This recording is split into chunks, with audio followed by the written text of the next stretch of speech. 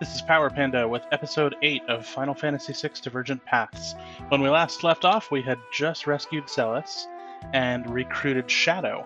One thing I forgot to mention in the last video is that Shadow is an optional recruitment. You saw that you could say yes or no to him joining, but he's also optional in the fact that the way to get him to join you is that you have to talk to him while in costume. So you have to be dressed as either the merchant or the soldier in order to go with him or have him join you. Before we go any further in this, I'm going to highlight a few things. First off, because we visited, Nikeah, that's the name of the town. Because we visited Nikeah, we've got some pretty good equipment for our characters. But also, if we take a look at the Imperial, which is Shadow's starting weapon, you can see that it's used by Locke and Shadow. So this is a good time to talk about some of the character changes for equipment. So Locke used to be able to equip knives and some of the swords. I wanted to make him a little bit more of a focused character, so I've taken away his ability to use swords except for the specific 3 elemental blades. And instead, I've given him the ability to equip Shadow's knives. So the Imperial, the Blossom, Hardened, Striker, those can be shared between Locke and Shadow. Locke has some of the additional options for Sniper, Wing Edge, those things, and Shadow has the Throwing Stars, which, as we saw during the Moogle battle, the Throwing Stars allow him to pierce enemy defenses, so they ignore all of the enemy's defense. One of the other things you will notice, and we'll pause, well actually we'll talk about it in just a second.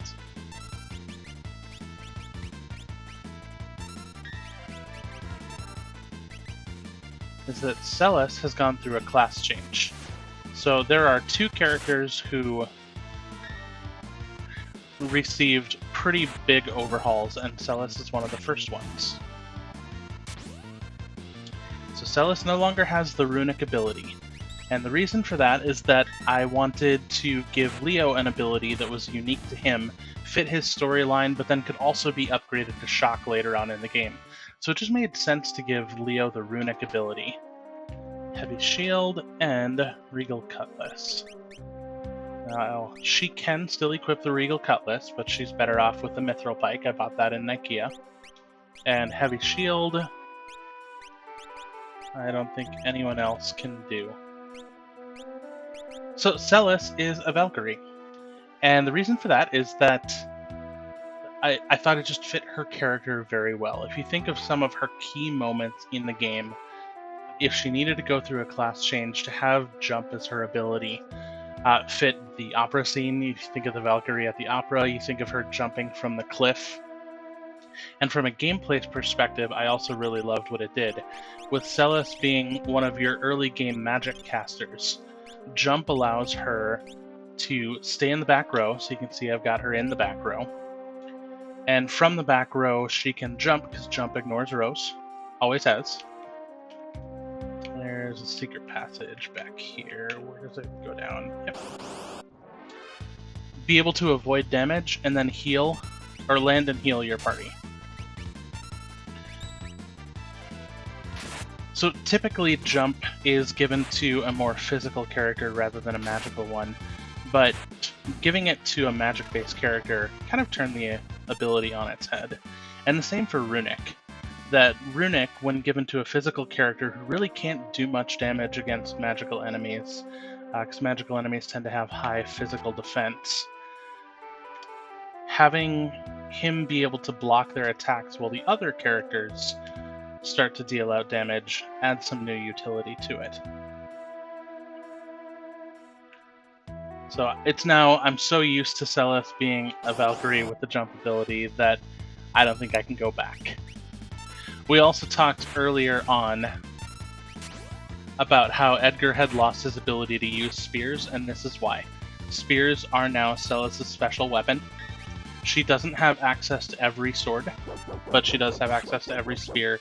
She and Mog are the ones who can use it, but she is the only one that can use jump. As a result, She's also the only one who will be able to use the Dragonhorn relic later on in the game. And I want to give her the earrings. Covering and bracers, we're doing well for Locke.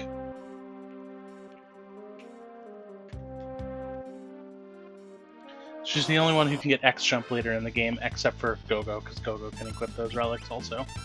So even if you use Pallador to make other characters jump, she's the only one who's going to be able to jump multiple times. And that just added a very good character progression for Celes. That she starts off in the World of Ruin as the main character with jump, but as you get to the Phoenix Cave and you're about to find Locke and really complete her arc of the story, she also gets her upgrade. Why are you helping me? You remind me of someone. But what's it matter anyway? I just want to, okay? So, shadow jumping in and out of your party. When I was first learning to hack this game, because this is one of the first things I did, is change this scenario around. Oh, that took me a long time to do. So we'll be going to the cave, but we'll be stopping to do the random battles along the way. Simply to gain some experience. I found naturally that at the end of every character's scenario, they were somewhere around level 12 or 13, and that fit very well for the Narshe battle. Give it a little bit of an edge, but made it doable.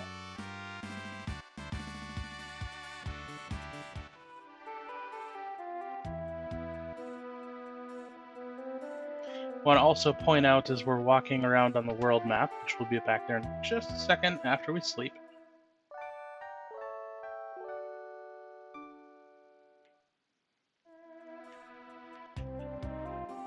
I don't know if I pointed this out before, but the minimap was redone by Madser to include the mountain ranges, so that it wasn't just a blob of land that you were looking at. You had a little bit of an idea of where things were. I've modified that with my world map changes, but otherwise I'm using his format.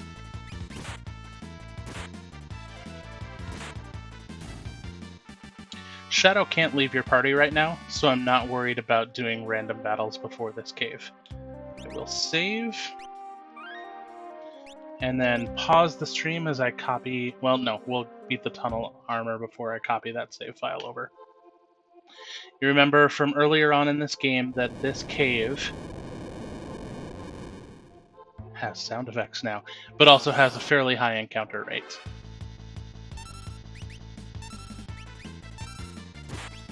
That being said, it is very easy, because these are some of the first enemies we faced in the game.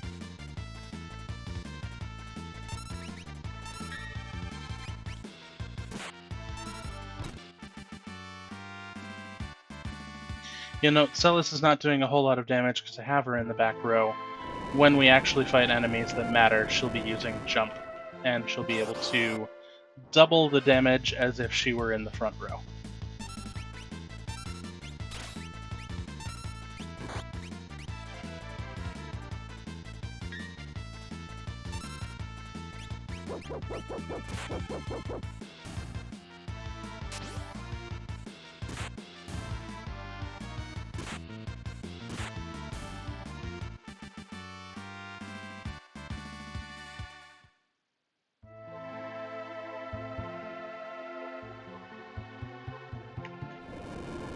What is that noise? Recovery spring.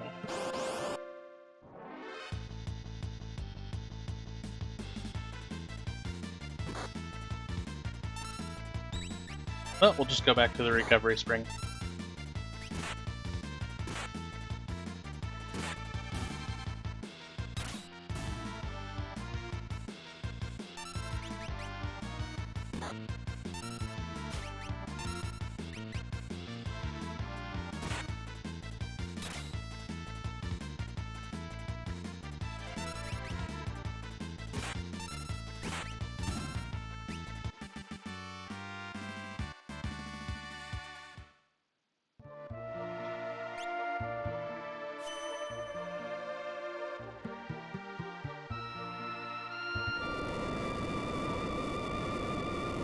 Huh? Something's coming out of the wall!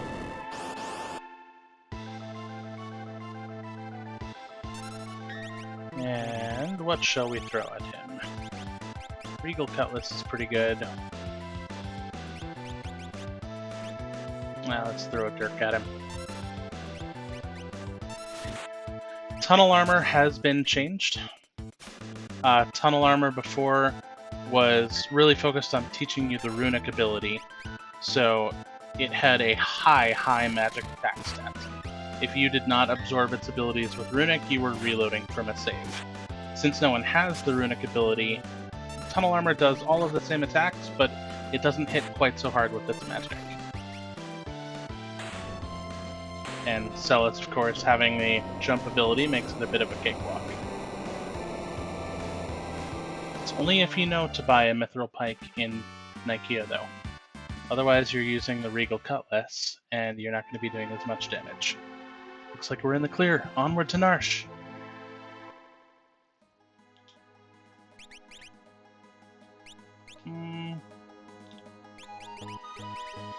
Here's what we're gonna do here.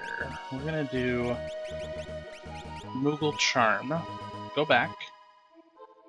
Use our recovery spring.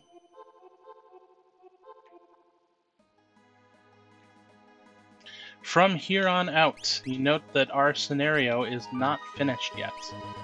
We are not just escaping South Figaro, we also have to get into Narshe. And between the Figaro Cave and Narshe, it is possible for Shadow to leave your party. Now, while that would be fun, I really want to show you this scene where Shadow leaves. So we're going to take a chocobo.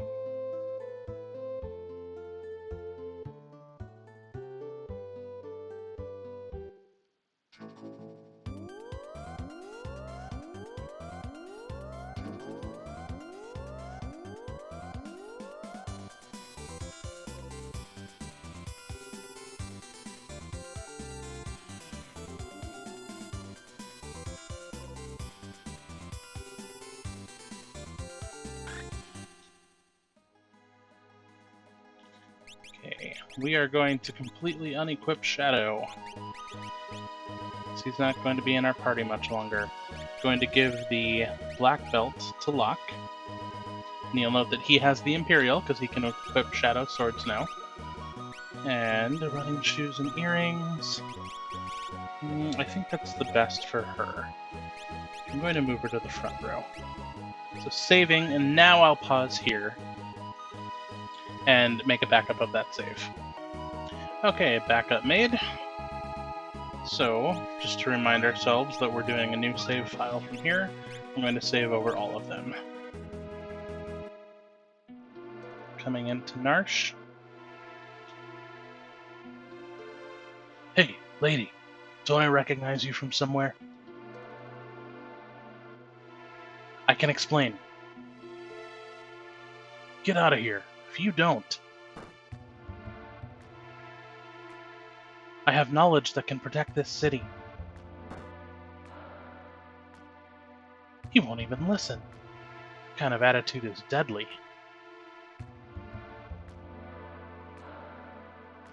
I'm headed out. This town's worse than the last one. I don't suppose you'd join us? I work for money, not for causes. How about you? Been a while since I've had a partner.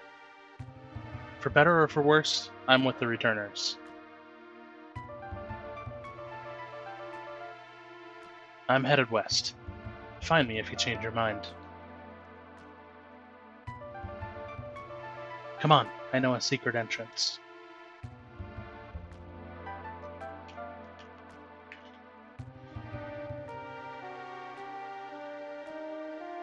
Is this a secret entrance? Mm-hmm. Yeah, I'm using it far too much these days.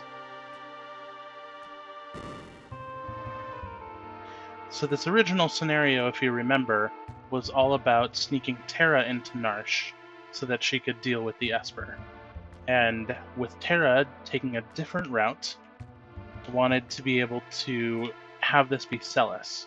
So, makes sense that you'd have to sneak Celes in. She's a well-known general of the Empire. and it worked out rather nicely from the storyline standpoint. For Shadow, you saw a little bit of the camaraderie between Shadow and Locke, which wasn't present in the original game. I don't think those two had really any lines except maybe one or two in Themassa where they actually interacted with each other. And it was just such a golden opportunity to say, oh, Shadow actually recognizes that Locke is a pretty valuable asset.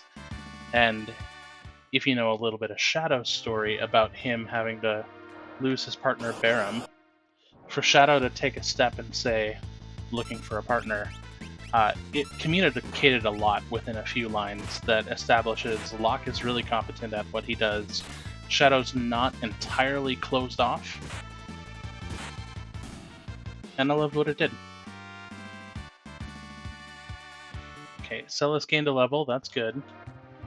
So she's up at level 12. Hopefully we'll grab a few more levels before we're through here.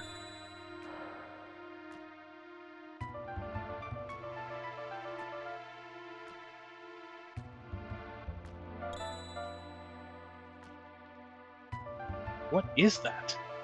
It's a security checkpoint. If we follow the light exactly, we'll be okay.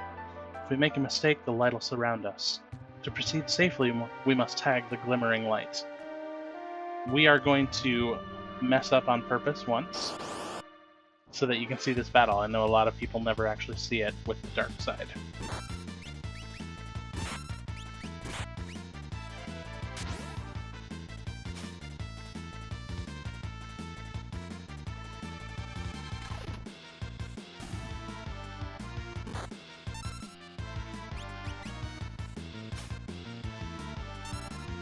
I thought he had something better than that. So, not a terribly difficult battle. But we'll see this again. Now, the way that the game does this, how does it trace out a path for you to go through? It's got a couple of event tiles on the floor that check which direction you entered from. So, this is a good time to hold B to walk, so you don't make a misstep.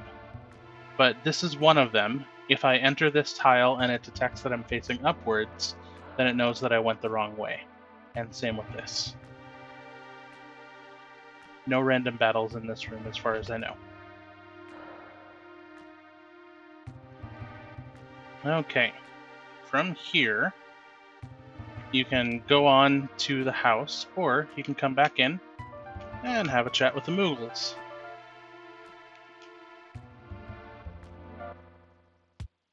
Very full room.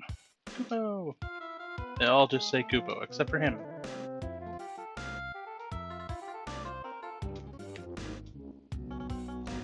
Back when I first played this game, I knew that I could get Mog on my team because he was on the cover. Couldn't figure out how to do it. You can get a Break Blade. Now that was a Rune Blade in the original game. And this is from the secret. So we'll just go back the way we came. No big deal. Was a Rune Blade instead of a Break Blade, and then you could get a Break Blade if you searched in the right spot in the Magitech factory. I have actually switched the two, so the Break Blade comes first. And the Break Blade, I believe we're going to... We'll have to figure out who to equip that to on the Narshe battle. We don't need it right now, these enemies are pretty easy. Oh! I was in the wrong spot.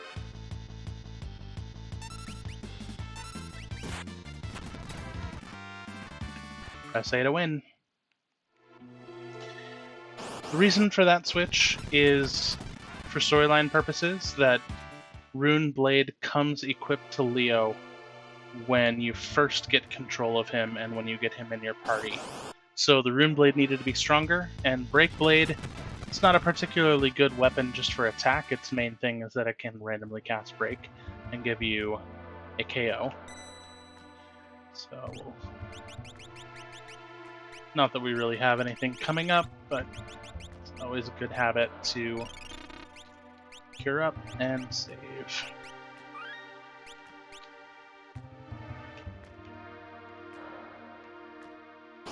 Rune Blade, of course, has the ability to take your MP and use it to cause more frequent critical hits, which, when paired with the runic ability on a non-magical character, is great.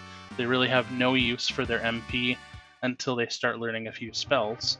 So Leo was able to absorb attacks with Runic.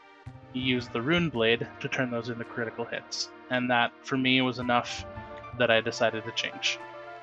Breakblade came first. So now we're going to empty our characters.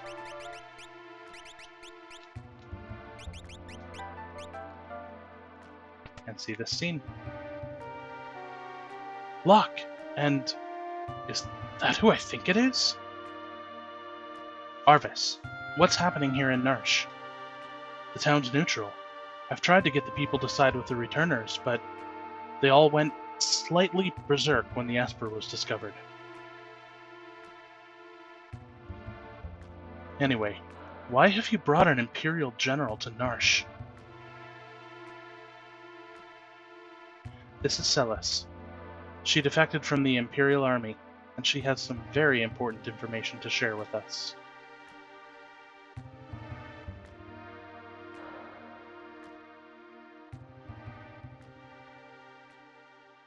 Choose a scenario, Kupo. We're getting the Mog sprite glitch again. I did, as I said, I thought I had a fix for that, but it has to do with, from the beginning of the game, the way that it handles Mog. And since we encountered this glitch for the first time after I had started my save file, we may get it from here on out. Hopefully you guys won't get that when you play. That's all we have. A little bit of a short episode this time. The next time we take a look at this, we will be doing Terra and Bannon's scenario. Thanks.